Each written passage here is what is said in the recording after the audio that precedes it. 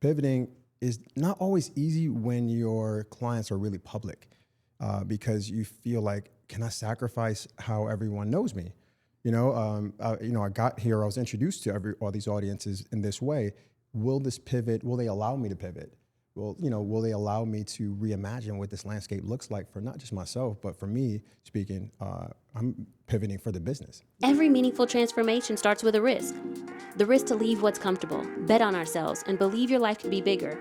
I'm Terry Gioma, financial educator, trading expert, and author. Welcome to the Risk Worth Taking podcast. Each week, I talk with inspiring guests about the pivotal risks that changed their lives, the moments they faced fear, uncertainty, or doubt and chose courage anyway. My hope is to help you think bigger, move smarter, and take the risks that could change your life too. Today we're joined by Sir John, a visionary celebrity makeup artist, creative director, and one of the most influential voices in beauty. Sir John has shaped iconic moments for the world's biggest stars, led creative innovation for global brands, and redefined what beauty means across fashion, entertainment, and culture. Beyond the glamour, Sir John believes beauty isn't just what you see, it's what you feel. Today we explore the decisions behind his extraordinary career and the risks that proved to be worth taking.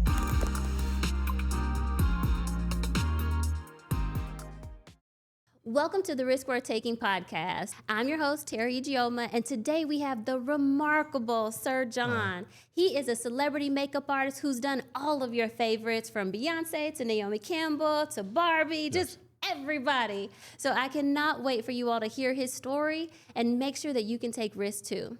Wow. Welcome. Terry, thank you for that warm welcome, babe. I don't know, have I been alive that long? Thank you for having me. I'm so proud of what you're doing and the risk worth taking. It never stops. So I'm loving your journey so far. Thank you so much. You know, in the book, there's a character named Erin. Okay. And she starts out in a toxic work environment. Okay. And then she has to take a risk to start traveling and doing things that she loves. So I first want to start with, has there ever been a time in your life where you've had to pivot? Oh, man. I'm really risk adverse. So I love to take risks. And so I've pivoted a few times in my career. A few times I've tried to leave makeup alone altogether. And then it just kept following me, or, the Lord, the universe, it kept happening, bigger and better. But even, at the height of being a celebrity makeup artist, I did not want to be known for being so attached to someone else's star, someone else's projects. So I made a conscious decision to move along outside of just being a celebrity, but being a celebrity makeup artist, and figuring out what is it like for audiences or people to know me. I like the idea of the women who are so great and so polarizing and huge, but I really care so much about the everyday person and what they feel and how they feel they can show up. So pivoting is not always easy when your clients are really public, because you feel like, can I sacrifice how everyone knows me? I got here, I was introduced to all these audiences in this way. Will this pivot? Will they allow me to pivot? Will they allow me to reimagine what this landscape looks like for not just myself, but for me speaking, I'm pivoting for the business. Yeah. And you know what? I like what you said there about, I wanted people to know me for me and not just my clients. Yeah. So will you tell us a little bit more about who you are? Oh my God. Who am I? I've been a painter, I've been an artist since I was like 6 years old. And so I am, a creative by nature. And so I got into makeup completely on accident. I remember I was actually at a photo shoot a friend was a model, the makeup artist canceled. I had to be 18 years old. And so she asked me, could I paint her face? So I put it all together and I thought I did a good job. The photographer liked it at the time. And he said, hey, listen, I'll pay you $250 to do this again next weekend. And I'm like, are you kidding me? This is a job, this is a thing. So I started to do makeup. MAC Cosmetics was my first job. And I love MAC. Shout out to MAC alumni. And then I started to do makeup in a strip club in Queens because I wanted to, the thing is, we always talk about I know we just passed the Vogue Met Gala. And so many people work in editorial spaces, but you have to be rich to sort of work for free. And so all of those people who are interns in all these spaces for Condé Nast Hearst, they all were trust fund kids. And so I'm like, I got to hit the club every night to do makeup on girls, to work for Charlotte Tilbury during the daytime, to work for Pat McGrath in the day. Naomi Campbell was my first client. And then I just kept going and going. So I love beauty. I love the idea of identity. So when you ask me like who am I love for people to feel. Like for me, beauty is a feeling. It's not so much about how it looks, but what does it make you feel like, you know? Yeah. You had so many risks just then. Oh. Can I rewind real Yeah, quick? please take me through there. So your friend canceled. Uh-huh. And I actually remember reading about this with you. Someone canceled, and then you stepped up to do their makeup. Now, there's some people that wouldn't take that risk. Okay. They would say, well, you know, that's not my job. That's so-and-so. I'm going to just stay in my lane. I'm not going to step up. Yeah. So I wonder for you, I guess I have two questions here. What would your life be like if you hadn't have taken that risk to step in and fill in? I don't believe in plan Bs. And I'm not set to sound too deep or too metaphysical, but like we're living in the realities that we create for ourselves. So I'm the oldest, you know, and so I don't have there's no other way except just to make it happen. So I always saw these as cool opportunities. I never saw them as the pressure of trying something new. I was just kind of feeling like, oh man, this is so cool. And then, you know, I happened to be blessed, you know, at the time for the internet not to be a social media era. So I could learn, you know, from the greats and cultivate the craft and not have to automatically turn it over to everyone's approval for likes or reach tweets. So being an artist before this space now was so much more genuine. And so that allowed me to take risk and revel in the process of figuring out and making mistakes. You know, listen, if you're humble enough to learn from a mistake, you know, you'll win. So I don't necessarily always think about the wins. I think about how much contrast did I provide? Like, what are the things that I learned from this? Do I have a shorter distance, not just for myself, but for other creatives who are coming behind me? And then also I was one of the only Black people who were working in beauty at that space at the time. You know, everything is a bit more diverse, or they're trying to actually ricochet the shit back to hell, excuse my language, now. But if I was waiting on beauty to be a bit more diverse or, you know, editorial space, I would still be waiting. I remember there were spaces where they would send my book out, but I would have to take out the biggest names who were in my book, Naomi Campbell, you know, Serena, Joan Smalls, Jordan Dunn, to put Eastern European models in my book, just so I can translate across the pond, so I can translate to other editors. And so when I think about, you know, taking risks, it's like, yo, I got to show up. I'm here. I'm from Harlem. So like, let's do it. You know what I mean? Let's do it right now. I don't like waiting. So I hope that answers some of the question. In the makeup world or in the beauty world, do you feel like that's code switching when you have to show like European models and not just? So it wasn't even code switching for me. So code switching, I believe, is, you know, when you inside feel like you have to switch. And I always tell any creators or younger people, do not, you know, you don't have to assimilate to any other culture, but you do need to translate well. And so I would always pride myself, or had pride in the sense that I knew how to translate really well. And mind you, I barely made it out of school, but I did know how to, you know, execute the vision that the directors had, the beauty directors, or even campaign for myself, as we talked about before. So I feel that in that space, there were only a few people who were working. And so the people who were working, I felt like, damn, they have white boyfriends or this European sensibility. I'm this Black guy from Harlem. I felt like a bull in a china shop at the time. But I knew that was my thing. And when I say that was my thing, like the girls would line up backstage at shows, you know, backstage at Givenchy or Versace in Milan, for me to actually work with them because I felt familiar. I felt like home.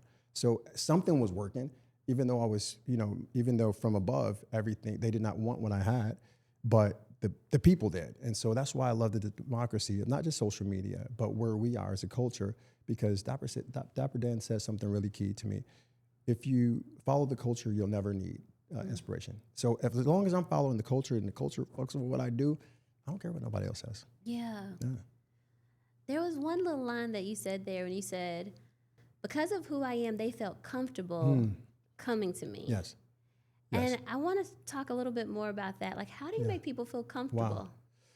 You have to be an energy destination. I always say, you know, there's so many people who do really beautiful makeup. There's so many people who do extremely gorgeous hair, who are great stylists, you know, photographers. But are you a pleasure to be around? You know, does someone want to be around you for hours on end, you know, for days on end, or outside of their family or friends? And so I knew that my thing was energy.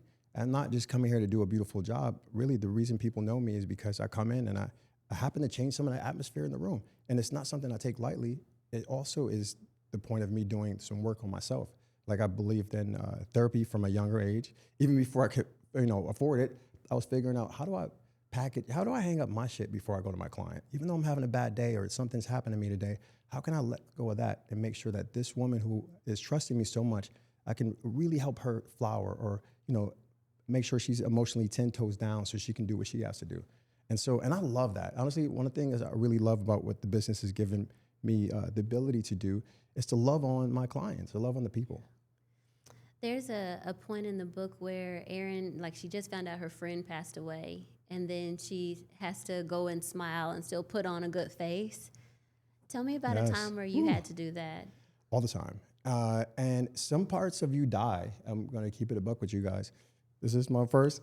Some part of you may feel like it's dying, but you have to be, that fortifies you. It starts to give you that strength that so many times I've walked out of a phone call or something really serious is happening, and then I've had to go, in front of the L'Oreal Paris team or whoever, and completely let all that go, even though my personal life is in shambles or whatever that's happening.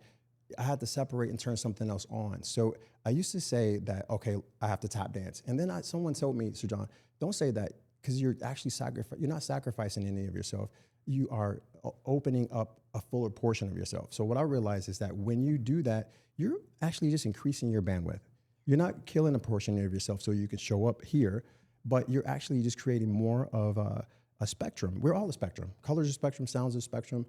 Taste is a spectrum. We also are a spectrum. So give yourself the grace to show up in more of your spectrum. Yeah. There's some people who might say, like, Sir John, I'm going through a time right now where, like, something's going on in my personal life that's so tough. Yeah. I'm feeling like I need to just tell them I can't come or I can't show up. Maybe, now's not the time for me. Yeah. What would you encourage them or say to them? Both. Both. At some point, you don't want to sacrifice. If you know you can't do it, the thing is, I don't really have that option because unless my arm was hanging off, I had to get up and go to Beyoncé. I have to get up and go, to the things that I was contracted to do, or I would be in breach of contract. So I have learned how to put myself, my personal self on a shelf because all of this is really about perspective. Can I come outside of what's happening? And I'm not letting it go, but can I capture a larger vision in totality of my full life? This is only a portion of my life, unless it's something so dire and then you just can't. I remember, I'll give you an example. One time, a couple years ago. So I've never called off. I'm late, guys. I'm not late. Sometimes I'm always on time, right? You're fashionably, you arrive just at the right time. And Naomi Campbell taught me one time, and I hate to say this, it sounds so messed up. She came in 6 hours late for me. I was in the Ritz in Paris, waiting for her in the lobby 6 hours. Shout out to Naomi, she's lovely. Long story short, she just started to thank everyone for waiting, not apologizing and all of this, just thank you guys for waiting. And I'm like, oh my God, I like that pivot. But to your point, I can only remember one time where I took a personal moment and I called it in and I said, hey, I need some grace. And this was a really good friend of mine passed away. His name is AJ Crimson. He's a makeup artist. Know and love him in the business. I've known him since the beginning of my career, since I was literally, like 17, 18 years old. And so he drowned. And the next day everyone handles grief differently, right? And so, and this can speak to someone whether you're grieving a marriage, a loss of a job, a loss of a loved one. And so I didn't understand that it was going to have an effect on me. So I'm like, okay. So the next day was, I was getting ready to do Beyoncé for the cover of British Vogue, who's shot by Raphael. I want to say that Atworth was on styling, Geraldo was on hair. And so we were doing a pre-light. So a pre-light is when you basically you go in and you start to figure out everything so the next day can follow through. And I got in the shower and it hit me like the weight of this. And I know I got to go to work. And this is not this is a big job. This is the job. This is one of those things. British Vogue. British Vogue cover. This is the one where she was on a horse. Oh, and yes. I can't call off, but I was gutted inside. And I wouldn't have been anything to anyone. So I called my agent and I was like, hey, listen, and I was hysterically crying. And I'm not even a crier like that. And so she was like, no, it's okay. Like, we're going to figure this out. It's okay. And I didn't even know people would allow me to have grace because I pushed myself to the ends of health and almost death because I don't like to not show up. So in this time, I needed some help. I needed some grace from everybody. And so they did. And I'm appreciative of that. But so that's how crazy I am. Unless it's something that dire, I'm going to go. I'm going to go show up. You might not get much from me. And also, please don't push me while I'm here. Please don't push me while I'm here. But So this might not be the time. This might not be the time. But in that moment, I feel blessed to be able, that it wasn't the day of the shoot, it was the day before. But I showed up the next day to the set completely dead inside, completely like drained, you know? And I asked God to like, please just work through me so I can show up in the way that I need to today. And I did. So take time for yourself from a mental health standpoint when you know that you can't be your full self. And only you'll know. But don't allow that to be don't allow that to be a crutch. Yeah. So push yourself as much as you can. And so, because the thing about it is, if you have your own business, if you're writing your book, if you are doing something that you believe in fiercely, your sense of I can't show up today minimizes. It minimizes. You might not be able to show up for somebody else's job, but when you are doing this to feed your family because it's your dream or something that you want to do, you gotta show up. You're gonna find a way. Yeah, you're gonna find a way. I heard a couple things there. I talk a lot. No. I heard the idea of taking the risk to be vulnerable and be transparent with what you're going through, and that allowed them to have grace. Mm. Because if you hadn't have said, like, this is what's going on, then they couldn't have shown up for you. That's so true. And it would have looked like a me problem instead of how the gravity of it. I didn't think about it like that. Yeah. And, go ahead. No. I was going to say, and then on such a big day, like, it was a risk to call on that day. Yeah. Now, how did you feel afterwards, though? Because I know sometimes you take a big risk and you're like, maybe I shouldn't have done that. Or how did you feel? I didn't really, the day of set, I didn't really have I usually go in and I just love people. I do really love people. And I think part of the reason I'm here is because I really rock with people. And I'm not a people pleaser, but I do love to find ways to bring a little bit more joy or energy out of others. Because when you are tapped into the source or when you're tapped into the universe, you know, it comes back to you. It changes the room, it changes the environment. I go to every job with subwoofers and speakers. I don't go anywhere without speakers. And so I come in, set up, and we having a good day. You know what I mean? And so in those times, you know, I feel like, especially on that day, I feel like it was the best thing that could have done for me, but I didn't have enough to emote to help anyone else. So I was there, I was present, I was doing what I had to do, but you could tell if you knew me that I was just a hair removed. Was there anybody in that time that was your guide? Like, the reason I ask is because when Erin is crying on the bathroom floor, one of her coworkers is the one that said, "Are you okay?" Wow. Who was that person for you? Jawara, who's the hairstylist. Shout out to my boy Jawara. So Jawara is hair royalty, right? And so he is like the Pat McGrath of hair. He keys all the shows, Tom Ford, you know, Givenchy, all the Burberry campaigns. Black man, he's so cool. His aunt, he also comes from West Indian dance hall royalty. His aunt is Sister Nancy. You know, bam bam bam bam. Yeah. So that's my boy. So I'm on set and I'm in my truck. Like, do I want to walk in? I said, can you meet me by the truck? Oh, cool, let's go. I was like, I'm just gonna get my breakfast and go right to our set. He said, no, you're gonna come with me and you're gonna say hi to everybody.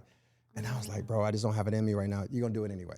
So he just that was able to, you know, that sense of like boisterous energy is what I needed to shake out of, okay, boom, this is how we get back in alignment or formation, if you will. Yeah. Get information. Yeah. And also, if you don't have that, sometimes I remember times where I didn't feel really close to, even though I know a lot of people, I'm a loner, you know? I could have been going through, you know, something really personal or breakup or whatever, and I felt really isolated. But in that space, all I can count on sometimes is myself. So you got to be your own cheerleader and manager and person who advocates and gets you up off that floor. Yeah. Because you might not always have someone to whisper that you can do it that day. Now, was this recent or was this a while back? This was 2023. Yeah.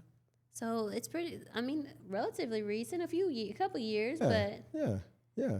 how do you feel like life has changed since? In what aspect? Just like personal, like are you feeling healthy? How are you feeling? So, well, and I think about not by just myself. I think about the collective. So I don't want to just speak in eyes. I think that we, as creatives, as a generation of people who are like, we're looking. Being a creative is like going through the wilderness. It's like looking for Wi-Fi. You know it's there, but you don't always know how to access it. I have so many friends who have really linear careers, and they know exactly what to do or what's happening because it's already written for them. So a lot of what I've been through or what I go through or what I'm doing in my life is kind of uncharted, and I like it like that. And I'm also really rebellious, so I have a lot of firsts, in my career that people who are makeup artists have never done. You know what I mean? Like I was like, okay, I've worked with celebrities. Now I want to work with big companies.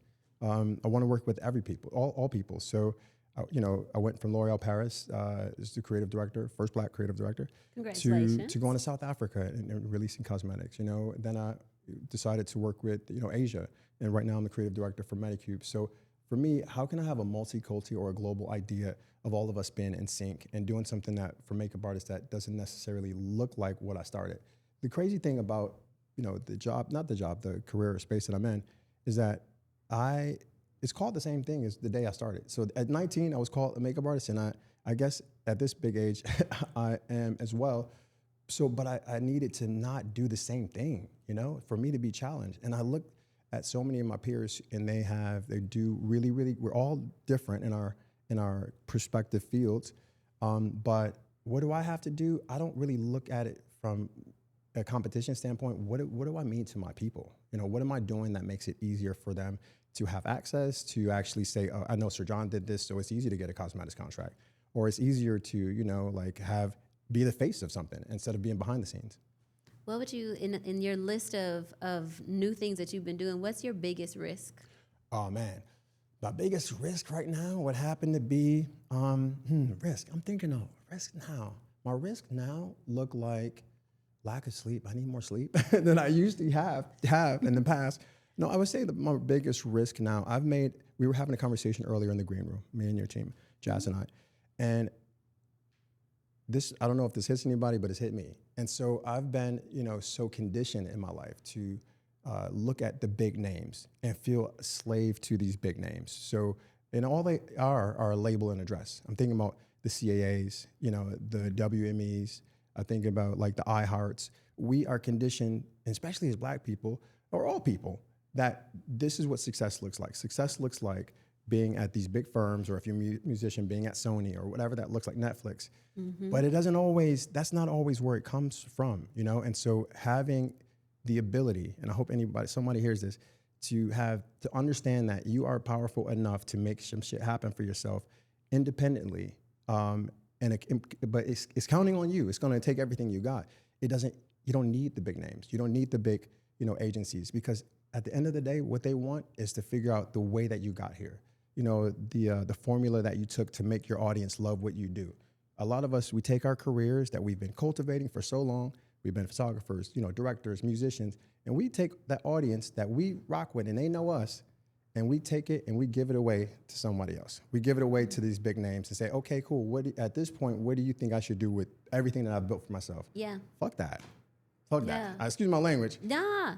How do they take that ownership back? Take your ownership back and know that it's yours. No, and it never was anyone else's. I think the best times in my life, or the most centered I've ever felt, is when I felt more in control of my career, and I wasn't waiting or counting or even thinking about an agent or a manager. No one's going to manage you like you manage yourself. No one.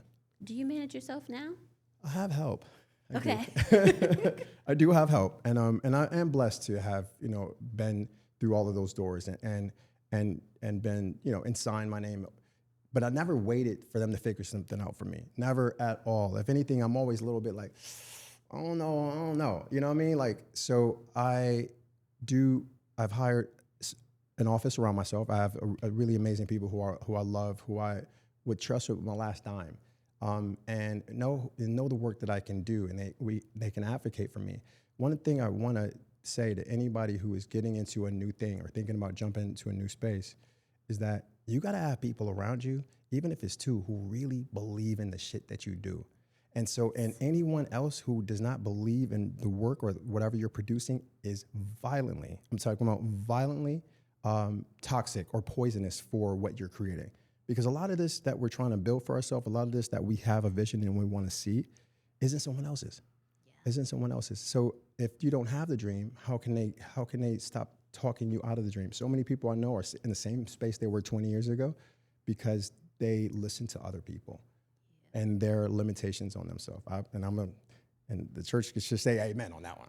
Amen. I'll say it for you. Well, let me ask you this. Yeah. When did you know that you were, was it a voice? Was it someone else who allowed you to see more of yourself in the landscape that you were in and what you wanted for yourself? When did that happen? I do think I've always been a big dreamer. Okay.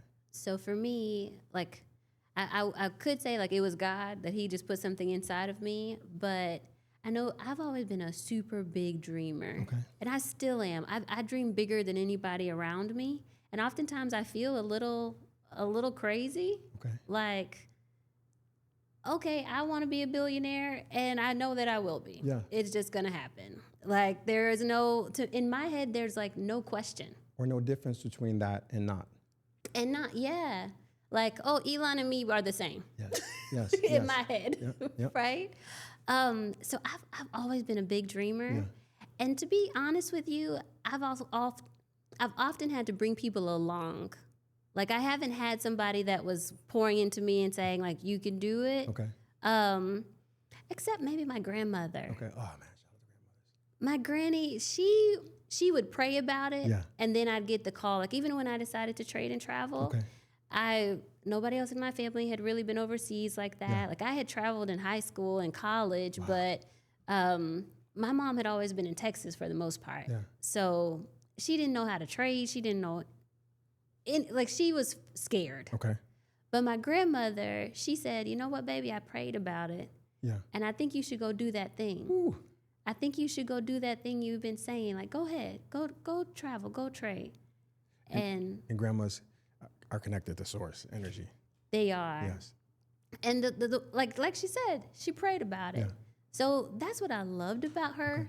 She would take my dream, and instead of just tearing it down, she would immediately take it to God. Okay. And I feel like those are the kind of people you need in your life. Yes. That you can tell them something big, and they don't immediately tell you all the reasons why. They're not naysayers and, well, I don't think you can. They say, oh, that's wonderful. Yeah. Let me go pray about it. Terry, I have a question. When you say dream, because it could mean different things for different people at different times. Do you feel like the dream that you were having, was it a vision, or how do people know, what does a dream look like, or how do you know to access it? Is it a voice? Is it a premonition? For me, it's that thing that won't leave your mind. Okay. Like, even more recently, this isn't necessarily a dream, but it was just one of those decisions that like sits with you for a long time. Okay. I knew I needed to move back to Dallas. I had been living in Puerto Rico for 5 years. Word? Yes. Okay. Hola. Come on, Boricua. ¿Cómo estás? No. But I knew that I needed to move back. Yeah. I didn't know why. Like, it wasn't rational. For me, it made more sense to be in Puerto Rico. Like, we have lower taxes. I'm a trader. Like, Wow. Like, it just made more sense to be in Puerto Rico. There was no real reason to be in Dallas. But it just wouldn't go away. Okay.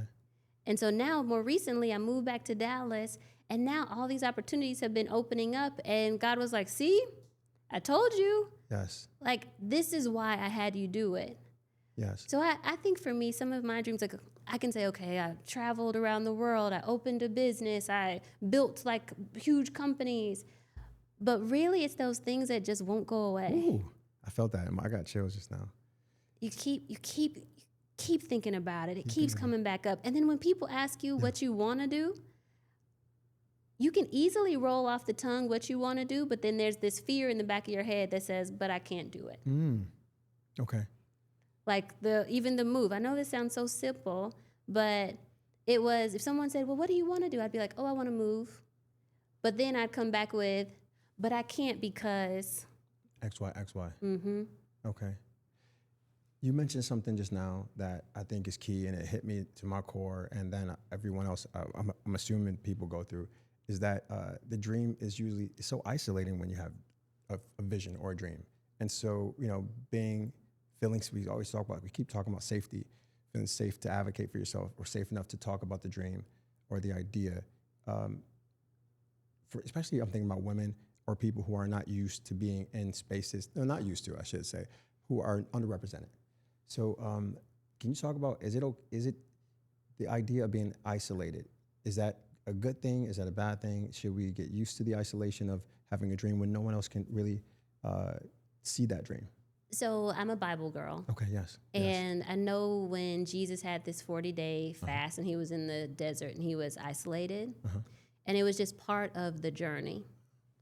And it was, I have to go to the desert. I have to have this time. I have to be tested in this way so that I'm prepared for the next thing that God has for me. Okay. And I feel like for many of us, that isolation is a preparation stage. Say it again. Come on for the people in the back. Yeah, isolation is preparation. Woo. And it can feel very draining. Yeah. It can feel very hopeless at times, but it's necessary. It's necessary. In Puerto Rico, there was nobody but me. Yeah. I didn't have any people. I didn't know anybody, but it was a time where I needed to learn how to hear my own voice. Amen to that. Wow. And if I had been home and in Dallas, I would have heard everybody else's voice. Right. And so for some of us, I think that time is necessary. Yeah. Yeah. But it hurts. It hurts. Why do we have the tendency to want to have a dream and want to talk about it? I hear people say, I didn't make this up, but so many people talk about, or I think the Millionaire Mindset podcast, that once we get a rush out of saying what we're going to do or what we're about to drop, and then there's something that happens that filters it out, because there is an endorphin or like a mental rush or a serotonin when you talk about it, but the follow through is more key. So do you feel that we should keep the dream or keep the plans wrapped tight until we start to see them flower? I think the thing that fizzles it out is you don't have a plan. Come on now.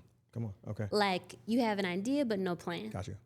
And that's actually what the risk we're taking is about. Like it's giving the plan. The plan. Because you can ideate, you can have visions, you can talk your talk, you can tell the people, but until you know what you're going to do to make that happen, nothing happens. So and how in depth, for people who haven't read the book, The Risk We're Taking? Come on, shout out to my sister. Come on, Terry, I'm really proud. But for people who have not read the book yet, what does a plan look like from a micro and a macro sense? The smallest version, but then the big CEO version.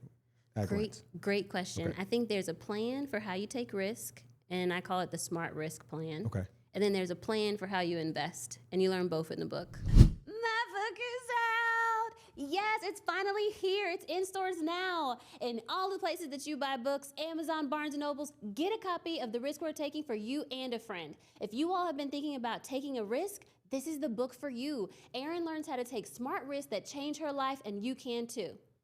See ya. Go get your book. Okay. So for the taking smart risk, Granny actually tells Erin, baby, I think you should, like my story, baby, I think you should go do that thing. You are so passionate about traveling and you're so passionate about investing. You should leave your job and start doing it. But if you're going to take a risk, there's the 4 C's. First one is you have to have courage. Okay, courage. Then you need clarity. Clarity is getting really clear on all the ins and outs of that risk. Okay, y'all writing this down? Right. Please, I need this. You guys write it? Okay. So courage, clarity. Then caution. Because it's a risk for a reason. Okay. So you need some kind of risk management. Okay, risk management. What does that mean, risk management? So for example, taking a GLP-1 is a risk. Oh, okay. It could be a risk worth taking because you'll lose weight, but then also they tell you that you could lose your eyesight too. So it's a risk. The motherfucking side effects. That part, they don't tell you everything. No, I got that from some more. I'm like, okay, go ahead. But the risk management would be, okay, now that I've gotten clarity on the side effects and what could happen, is there a way to protect myself? Got it. I make sure that I'm taking it on time. I make sure that I'm, eating in a certain way. Like risk management is just thinking through the downside in advance so that when it happens, you're not surprised. Okay. How do we normalize the failure part? Okay. That's a book right there. Just that portion, number 3, is a whole thing, This is true. Yeah. Have you ever had a time where you failed at a risk? I failed. I've had some really costly lessons, and a couple sent me to therapy. When you do all the things that you're supposed to do to make this thing a success, and everyone else gets a huge payout, and you didn't because you didn't read the fine print or whatever that looks like. Read your contracts. Know what in perpetuity means. So we become friends with lawyers and things like that. So I bet we're better at understanding. Okay, so number 4. Number 4, what's the 4C? Honestly, it's a secret. Okay. You can't say that? But I'll tell you guys I'll tell you the high level, because Granny doesn't tell Erin until she masters the first C's. Major. So she has courage, she has caution, she has clarity, and then Granny tells her the last one. Okay. I'll just tell you, it's a C. I'm not going to tell you the C. Okay, I love this. But in order to do it, you have to find other people that are experts at doing the thing that you're going to do. Okay. It sounds like community. But Keep I will guessing. say, this also sounds like The Alchemist. Have you read The Alchemist by Paulo Coelho? I have. This sounds like, and if you read it at different portions or times in your life, you'll get something completely different from it. But this is alchemy. You're talking about how to channel something and turn it into gold, which is amazing. Wow. Have you ever read Go Giver? I haven't. Or The Latte Factor? No. Both of those two, they're parables, but you learn business principles through them. Okay, you're putting me on the game. You're going to text me? Yes, Okay. Yes, I'll text you. Okay. But that's kind of, when you think of my book, you should think that it's edutainment, because it's a story. Yeah. So it makes it where people can take it easily and ingest it or digest it, but also they're learning at the same time. Snackable game, y'all. Snackable game. Yes. But then I didn't tell you about the other plan. Okay, tell me about the other plan. So that's the 4 C's. That's how you take smart risk. Okay. And any risk, those are things that they do. They go through clarity, they look for caution, and then they find the 4th C, which I haven't told you about just yet. Actually, do you feel like I should tell you? Nope. Okay. Wait. Make these people get the book. It's a secret. Nah. Okay, so I won't. But the 4 C's, just to know. Okay. But then on the trading side, the trading side lights me up, because this is something that I feel like a lot of people have negative views about trading or actively investing, or they know, their fear. Yeah. They know they should invest, but they're just not sure how. Right. And for the trading plan, Erin actually, through her journey, comes out with these 7 steps, and they're actually the 7 steps that I teach my trade and travel students. Oh, wow. Okay. Yeah. So you're finding healthy companies. Then you're looking at charts to find out when to get in and out of a stock. Okay. Then you're putting in that risk management, so that caution. You're adding in, like, how do you do your quantity size? How do you protect your risk? And then you're actually placing the trade and having your exit. Yeah. So she learns all those steps as well as she's going through the 4 C's. Okay. So people learn the basics of investing at the same time that they're reading the book. Okay. You know what came to mind when you were saying this? And I want to give you ultimate praise here. It's not about her, but this sort of reminds me of what Emma Gree does when she when she is able to surveil different businesses and why they were winning. And also what Serena has done, having all these unicorns under her belt. This is just my opinion, and I'm saying it here first. This is me on wax saying this. I know, I don't want to say I feel, I know women, especially the 92%, have the best instincts. I always say that, I'm a girl's guy. I'm always been a girl's guy. But, I think men can learn a lot from the instincts that women naturally have that are intrinsic, and intuitive. So this is like business intuitive language that you're speaking that I don't think we all know. I don't know. So this is, you're schooling me to game right now. Oh, I love that. But I definitely want to ask you more questions. Okay. You stole my podcast. No, I'm just kidding. I'm kidding. I love it. And thank you for asking those questions, because they gotta know. Sometimes, like, I haven't had a chance to share what the book is about. So thank you. So good. Let's see what the questions though. Now I'm like, you have the best energy. You know that? oh, You have thank very, you. you're very warm. You have it's very warm. It's centering. It's centering. You know, everyone. Certain people have like energy that's loud and it fills the room, but you have extremely centering, calming energy. But I can tell that you're very keen. Like you're not black and white. I mean, you're black and white in a sense. You're not really in the middle, like decision wise, which a creative like myself can learn a lot from. So let's go into current day. Yes, please. So let's do what it. are some risks that you're currently taking? Yeah, I made a really huge risk, recently, and so the risk was deciding if I wanted to go directly into iHeart, even though I didn't think that the contract was favorable for myself, and I signed it because I really wanted to be a part of this brand because I love the iHeart family. I know so many people and executives inside. But when I really got down to it with my team, it wasn't the best deal for me. And I was scared of exiting and doing an independent because I was terrified. I was terrified. But I had to make a decision that wasn't so, it would have cost me so much more if I would have walked into something that I knew on paper just was never for me. And so that was terrifying. If I had hair, I would have lost it. And then also, I think that when the space that we're in, and it's not just me. And so, because I'm always like, is this just me or is everyone going through something similar? But we're in such a dim time with everything that's happening and how there's so many psychic attacks or cultural attacks on specifically the Black community. And that, for me as a person who's always advocated for us in all spaces, especially in beauty and identity, it chips away at my soul. And it doesn't, it's designed to tire you out. It's designed to, take away the fight. It's designed to actually, to numb you so they can continue to flood the zone. And this is who America's always been on our anniversary of 250 years. But that has the ability to wash away all of the color, in your rainbow. It has the ability to take away your music or your ability to play. And I keep doing stuff like this because if you are, when the spirit meets the hands, that's when song is created, art, dance. When I think about tumultuous times like we're in, the 60s, the music got better. Art, when we dove into the art, we felt more anchored, and we referenced the music then to get us through now even, James Brown, all these people, Huey Newton.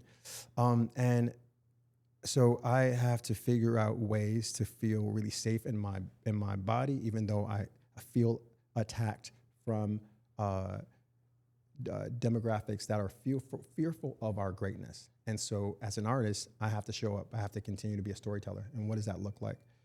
So to answer your question, what is sacrifice, or what does that look like for me now? Sacrificing, how I feel for what we need. What does that look like exactly? What does that look like exactly? It looks like, we've come out of a space where we've been silenced in so many ways.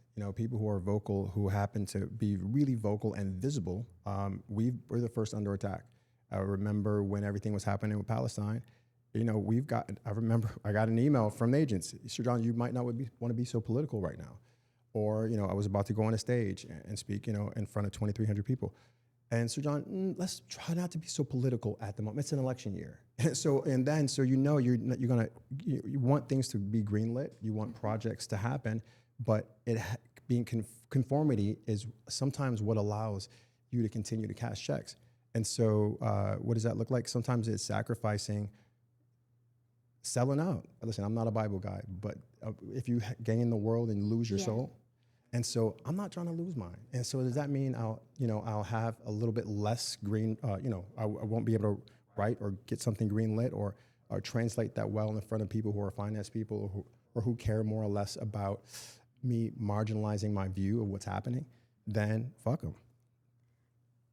I mean, F them. Yeah. I am a Bible girl, so I won't say the full word. Okay. But like sometimes it does. Like the risk is staying true to yourself. The risk is staying true to yourself, but not always to yourself. Sometimes you won't even know you need to be true to yourself. How can I be true? I need to be true to my people, and then that's me, So I'm not only thinking about myself, I'm just thinking about how I can't be honest and open and have the autonomy or the agency within myself to speak on what's happening in real time because I'm scared of the backlash, or not even backlash, of what I won't receive. Yeah. And that's when that's when you'll have an idea, oh shit, this showed up at my door. And so that's a whole nother layer of this part. This is the part 2. When you get to the second level of Super Mario Brothers, y'all, when it's like, okay, now do I need to be quiet? Do I need to actually, not campaign in such a, not even an aggressive way? Can I still be as authentic? So our authenticity is at stake in these times.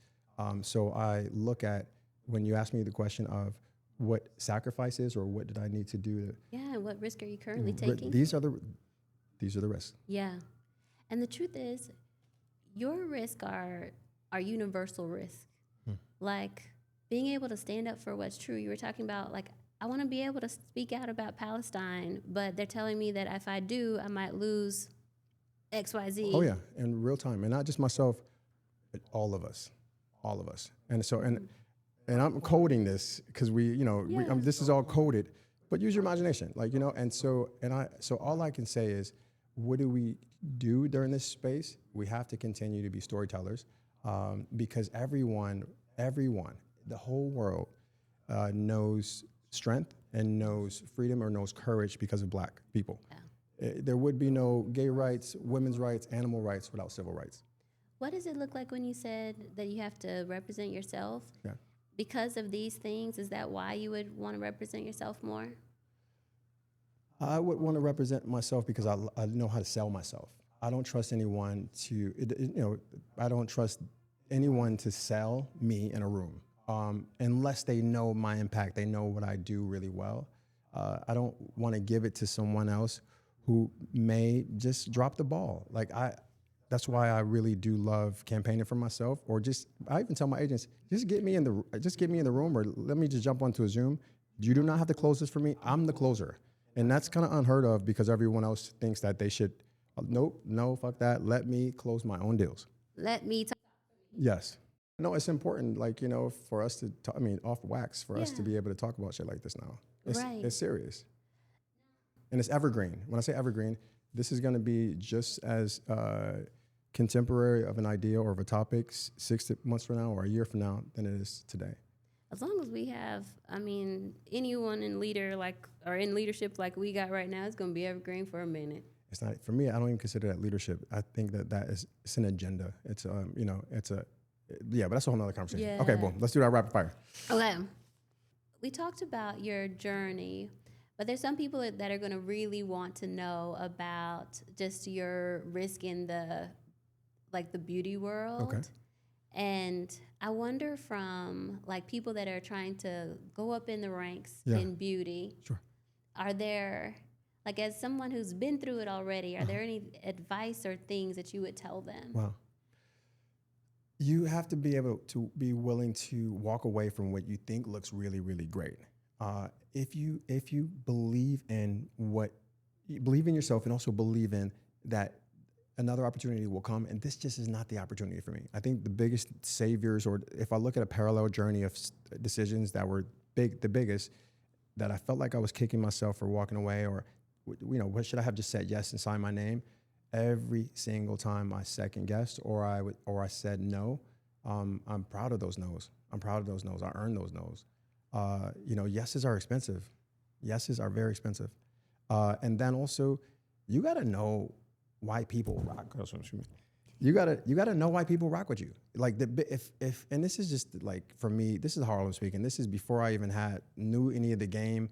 I knew what my secret sauce was. I just knew who I wasn't, and I knew what I did really well. I did masterclass.com. I was one of the first 100 people.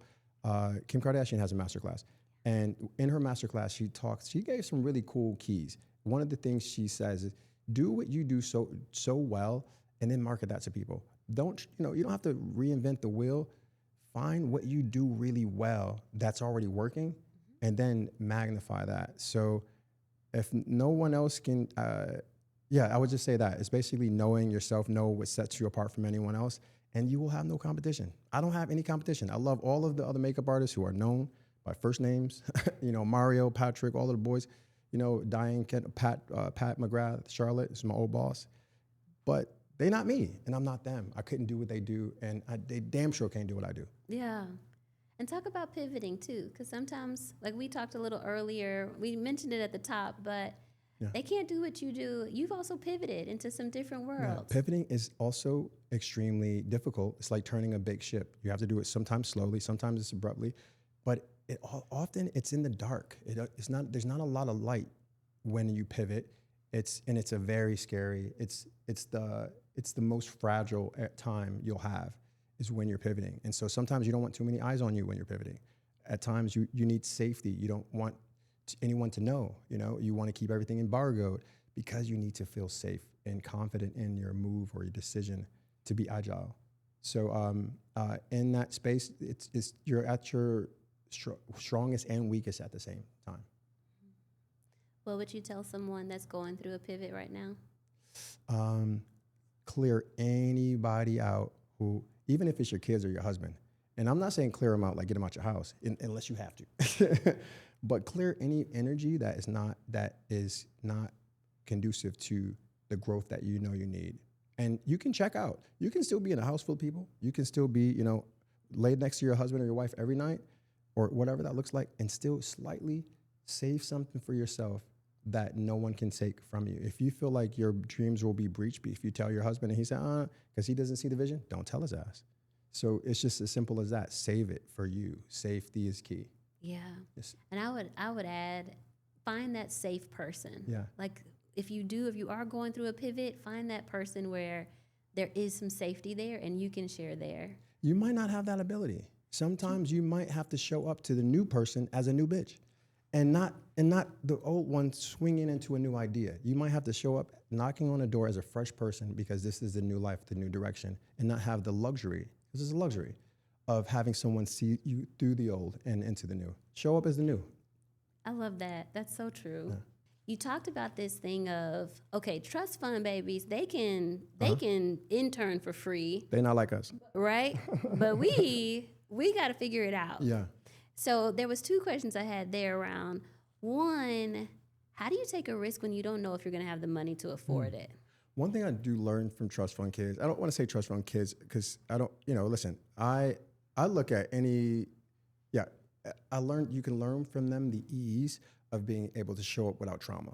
So, one thing I looked at through my peers who were the clackers, they call them at Vogue, or, people who are working in young PR girls, they didn't have any of the heaviness that the kids who had to work 2 jobs or that, and that light ability translates into conversation. It translates into easier, when you're at dinners, when you're networking or in rooms, you're just a lighter spirit when you don't have all of that stress and you're not putting it on anyone else. It's no one else's to own. So that's what I did learn from those girls. Second question is, during that time, you also had to do something unconventional to make money. Oh, yeah. So working at the strip club. So what would you say to people that are trying to think of an unconventional route? Yeah. And maybe other people don't? I mean, you're asking the right or the wrong person at the same time. Because, listen, the Lord didn't save me from a couple different lives, but I was really creative with my financing. I was like, okay, cool. We do really makeup really well. I opened the Mac store on 125th in Harlem. And I was like, yo, let's get together and let's go to Rivies and let's go to Sin City in the Bronx. And I know those girls need to look great. So my friend Marissa and I, we put a little pitch together and we went to these Russian sexist assholes or whatever. But they were the owners of the club. We were like, hey, listen, this is what we want to do. We'll pay you house rent every night or booth rent. It's 40 girls. They need to be ready on the floor at the same time. As soon as they see us do 1 or 2 girls, everybody's going to want to get makeup. This is kind of unheard of at the time. And so we did it, and all of the girls, and we were making like $400, $500 in cash a night. And so I would work in the day for, Charlotte, because, she was my biggest supporter, and Sam Fine at the time, and then take a nap, go to the club at like 7 to like 2 in the morning, and then do it all over again. So I was younger, so I could do that, and I could not have to sleep as much, but I needed cash to make the daydream work. So how can I flip, I don't want to sound like Nito Brown from New Jack City, but how can I flip some money so I can make my dream a reality?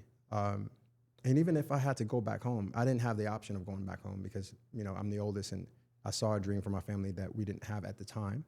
So I would have done anything. I had roommates or whatever that looks like, and it was stressful, but I think that was part of the beauty of it all, is the contrast. They sent me my first passport stamp, they sent me to Milan The girls, they put $2,200 together for me in fives and tens and ones, and twerked me all the way to Lene Airport to do the shows with Pat McGrath. My first show was Prada, Dolce & Gabbana. Pat sent me to Naomi Campbell's hotel room that trip, and that kind of changed the whole course of my life, working in Europe for that season. Yeah. And the girls did that. The girls did that. The women, the ladies, yeah. Yeah. See, that's the energy you were talking about before. What's that? When you talked about the reason why people are comfortable with me is because I bring the energy. These ladies even took that same, like, they loved you so Yes. much that they put their dollars together to They send did. you on a trip that would change your life. They sent me in a sense because they wanted to go and they couldn't also. Like, it was like, yo, you're doing this for us. And so I was like their brother. And even on set, like, I'm everyone's like cool cousin, or whatever. And so they did that. And then I stayed in the club and worked for another year and a half. Even though at the time I was still working with Beyonce, you know what I mean? Cassie was backstage with me coming to the club just to be in the dressing room because it was so fun. That era was really kind of what made life fun, even though it was a lot of contrast. Do you miss it? No. I miss the girls. I miss the camaraderie. I miss the fun we used to have when we were all younger. Like, a lot of the makeup artists who I grew up with, they're all doing amazing big things, and we were all baby cubs. Now everyone's big cats. Yeah. Do I miss the days? We're on a group thread. We, have like an alumni together, but yeah. Now you're all grown up. So now finally we'll get to my rapid fire. Okay, sure. What's one decision right now that's been hard for you to make? One decision that's been hard for me to make. Ooh, that's a really good question. One decision that's been hard for me to make is I'm always skeptical of, I'm trying to think, do I want to say this? One decision that's not hard for me to make, but I'm always keen on, do the people who work around me, are they really in my corner? So loyalty is everything for me. I'm like a 90s, 80s drug dealer when it comes to loyalty. I don't believe in anything else except 100% loyalty. And when I say that, can I trust you when I'm not there? Are you campaigning for the dream when I'm not around? Because if I get paid, you're gonna get paid. So knowing that no one's putting a hole in your boat because of their own insecurities or jealousy, sometimes, even if it's in such a minimal way, is part of the discernment that we must have. So I would say, in general, just always keeping an eye over the landscape is key. Yeah. Team is important. Team is everything. Team is everything or nothing. Yeah, and if you're feeling at all insecure about who's on your team and who's around you, then that can kill your whole vibe. Yeah. If you feel, and also don't not trust your feelings, your intuition. If you feel off in your spirit, if you feel off about when you're on Zooms or like when you feel something from teammates, don't ignore your feelings. I think we do so much. When you have the ability, it's a luxury to be able to take that information in and do something with it. But if you're working with someone, that's a different story. But when you have people who need to really, when you're always on the front line and you have your team is behind you and you got to run across the field with the ball, I can't doubt nobody behind me. And if I do, it's dead. Game over. Not for me. You're like, oh no, it's game over for them. Yeah, but you know what though? I think this, I'll say there's a more polite way to say this because I try to be as diplomatic as possible. You don't have to actually. Don't filter. But I have a nuanced way to think about this. You have to. If I don't inspire you by the work that I do, I want to release you to do work that comes easier or you're more inspired by. And so, and that is as simple. I gave you the hood version, and this is the PC version. The PC version is if you don't inspire the people who are working with you, release them. Let them go find something else that inspires so them. they can flower in the ways or in the gardens that they need to be. Now say it in the hood version. Already took you there. I took you there already. Okay. Yeah. All right, last one. What's a risk you think would actually improve your life? Oh God. Oh, that's good. Damn. That speaks to discipline. What you're asking me about now. Ooh, I'm starting to sweat already with that question. A risk I would take. It's not a risk. It's discipline you're speaking of right now. And so the discipline that I need is, listen, I used to go to the gym 5-6 days a week. And then recently I'm like, okay, do I need to check out why my energy level is not what it used to be? And also my mind has been so much on work that I haven't found the time to go to the gym as much as I used to. Because I don't need from the gym what I used to need. I used to need for everything to look all of the ways. I don't care about that as much. I know I'm fly, Yeah. but I don't need the gym in the same way. But I also have to look at that as like I'm starting to be lazier. And so discipline is key. I do love tequila, but maybe one night a week. So I'm thinking about how I could use more discipline in my life. And discipline is more or less a commitment to myself that I'm only failing or I'm only suffering if I don't honor. This reminds me of another one. What's a risk you didn't take that actually hurt you? None. I don't have any regrets. I don't look at anything that I didn't do that, because I don't know know the outcome. It's a hypothetical, right? And that's not my business. That's true. All things work together for the good of those who love the Lord is what I believe. Yes. So even if it felt bad at the time, it was for the best. Well, I mean, you're gonna feel bad regardless, or you're gonna feel, if you don't feel anything, then you're in a really bad place. So, tap into the feelings. It doesn't always have to be a positive feeling. You might feel anxiety. I had a lot of anxiety and depression in my 20s because I wanted things so bad, and I knew I knew what to do, but the bridge in the middle was unclear. Last one. Sure. Ready? I feel like a game show host. I love it. I rock with this. I do. I rock with this. All right. What's one decision fear has delayed in your life? This is me being vulnerable. Do I want to be vulnerable? Please be vulnerable. Yeah. So I really want to be a father so bad. I think, more than anything else. So I think the fear of doing it alone, if I wasn't with a partner or, going through the surrogate process or, egg donor, all that was something I either procrastinated with or I have to create that up for myself in a sense. So the fear of thinking that time really dictates, the possibility of, and then also taking it into my own hands with, the blessing from above that listen, I was raised, so many people I know was raised on less. And I have a community. My mom lives around the corner now. My sister, we work together. So if anything I could not change, or I could have done sooner decisions-wise, I really wish I was a parent sooner. I was born to be a father. Yeah. Yeah. But then if you had done it sooner, it could have been with the wrong person and you would have had a bad experience. Well, I don't know how. No, let me stop. Wait, can we just talk for a second about this surrogate part? Because I actually am also going to have to, I decided to have hysterectomy for my health. Okay. And was it the doctor's decision or yours? Honestly, it was mine. Okay. Because I just don't like periods. Okay, but Girl so many stuff, black but- women were pushed into that space. So true. Like, I don't know what's going on with us having so many fibroids. And like, for me, I've had a whole fibroid journey and then went to the doctor. And one of the first doctor I talked to, he was a white man. And he told me like, it'd just be easier if you just had a hysterectomy. And they do that to all of my aunts. Like, back, like, I didn't know modern doctors are still saying that as much as they used to. They will find any way for black women to erase their reproductive spaces. I'm glad that there's more like minority women gynecologists that are advocating. Okay. Because the next two gynecologists I had, one was a black woman and one was an Asian woman. And the lady who finally did my surgery, she actually was encouraging me not to have a hysterectomy. Oh, yeah, okay. She was like, I could do this. I am an expert. I can do all the things. But I said, I also am an expert at having periods, and I do not want another one. Can we just not? Like, please. Okay.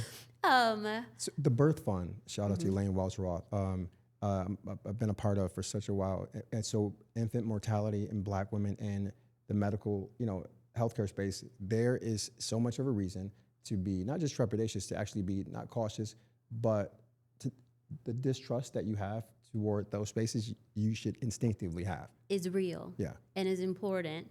Because too many of us are dying during birth. You should continue to talk about that, babe. If you have, you have the platform and it's personal to you, and to so many women, and that's not a space that a lot of people feel safe speaking of, especially in our communities. For me, it was the risk worth taking. Yeah. And shout out to all the aunties. Shout out to all the aunties out there. Like, we are killing it in the support game. Okay. Like, just so you know. The village. Right. Okay. The rich aunties. Yes. We taking care of all the niece and nephews. And dropping them back off at home. Yes, I am definitely. We talked about Emma Grede earlier. Oh, yeah, I am yeah. definitely a 2-hour auntie. You get 2 good hours of me babysitting, and then I'm giving you your kid back. I know like, that's just right. so you know. I know that's right. Listen, I'm here for it. But thank you so much for your time Thank today. you. Oh my God, this is amazing. Is there anything Yeah. else that you would like to share with everyone? That I'm proud of you, and this is not even a risk at all. What everything that you talk about has been so like clarifying for not just myself, but hopefully for anyone who's listening. Thank you so much. Thank you. Thank you for coming.